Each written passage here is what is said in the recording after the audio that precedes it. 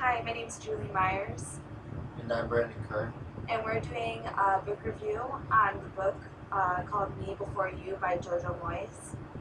So basically, this book is about a 26-year-old girl who happens to still live with her parents and is basically funding for her parents by working at a cafe.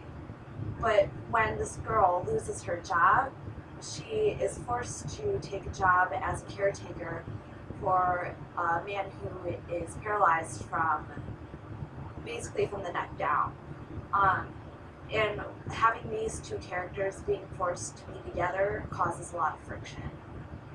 Okay, so Lou is like this weird character. Like, she doesn't fit into a certain style. She's very quirky, and she doesn't really get out a lot. She's stuck in this little town where the only tourist attraction is this castle. She's never left her town. And then you have Will, who was this great adventurer. He would travel the world. He would take all these risks, and he was basically the complete opposite of what Lou is. And with Lou, her problem is that she doesn't take risks. And when she's with Will, she's a bit forced to have that. But when you throw her boyfriend Patrick into the mix, she is being forced to be held back. She can't be herself because Patrick is the exact opposite of Louisa. She isn't athletic. Patrick is. All he ever does is train. And it causes tension between the two of them when Louisa tries to jump out of the box and try to do things for Will that wouldn't necessarily be the things that she used to do. Right, like Patrick, he'll expect Louisa to follow along with him, and Will kind of expects Louisa to be her own person. And when she tries to do that, Patrick is very angry. Patrick doesn't want her to go out and explore life. He wants her to fit into this mold that he expects. And when Louisa is forced to go out of that, that creates tension between Louisa and Patrick. And when Patrick isn't accepting of that, Lou finds herself saying, "No, this is what I have to do. This is my responsibility now to take care of Will." So, with that being said, Brandon, what would you say that the best part about the book is?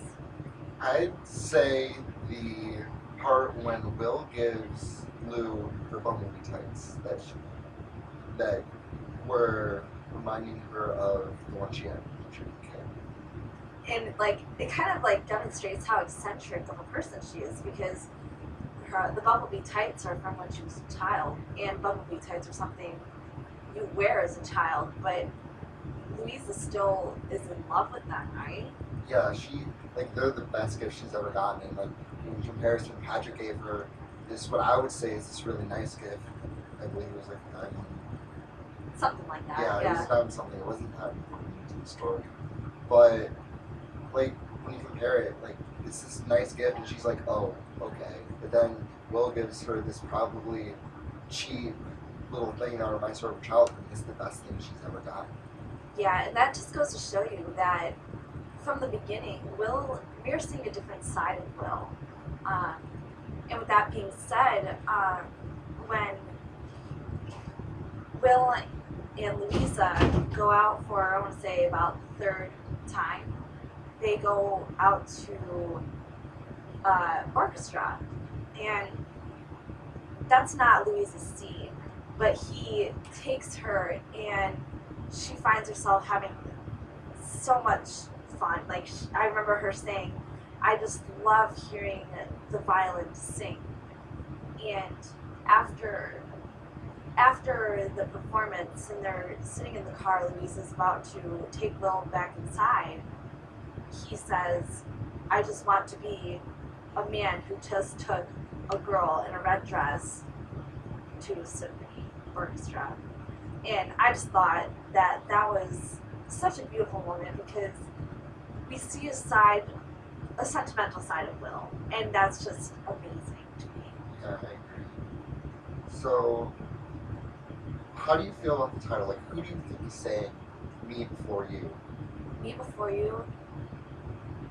See that I think that's something that draws the readers in because that's not something you usually say. It's usually you before me.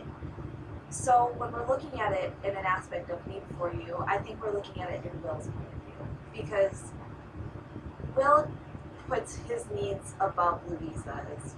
I mean, there's a point in the book towards the end that he does kind of put her needs above his, but in all, he generally is saying, I need you to do this for me and this for me. But and it's not necessarily because he chooses that, it's because she has to put his needs before hers. Because, I mean, he's paralyzed, like he can't move. Yeah, and I don't think it like "me before you." I don't think of it as selfish thing. I think of it more as a loving thing. Like they have this great platonic love between them, and when you think about it, it's like I also think it's kind of like Lou putting herself behind Will. Like she's doing that intentionally, so she's like making Will say "me before you." And she all she does is want to make him happy. Right. That's the right. only thing she wants to do. And then I think it's neat too because um, you say you before me, we're looking at it in Louise's point of view. And that's the point of view of the book, but me before you is the title. Yeah. Yeah. So I think that will conclude our book review. Yeah. So